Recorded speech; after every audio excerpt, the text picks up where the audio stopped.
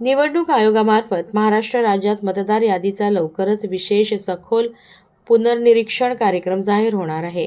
या महत्त्वाच्या प्रक्रियेच्या पूर्वतयारीचा भाग म्हणून मतदार यादी शुद्धीकरणाची विशेष मोहीम राबविण्यात येणार आहे।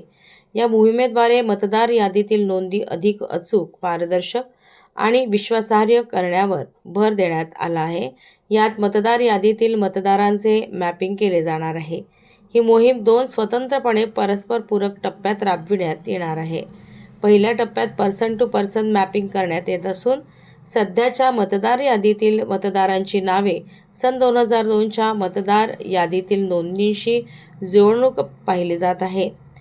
यामुळे दीर्घ कालावधीत निर्माण झालेल्या तफावती, दुहेरी नावे तसेच चुकीच्या नोंदी स्पष्ट होण्यास मदत होणार आहे।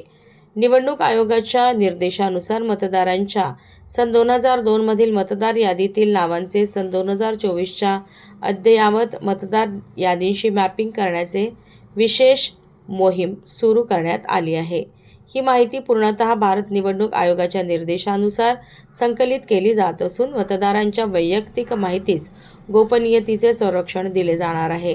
मॅपिंगनंतर मतदार यादी अधिक अद्ययावत, शुद्ध आणि विश्वासार्ह होणार असून मतदारांना कोणत्याही अडचणीला सामोरे जावे लागणार नाही।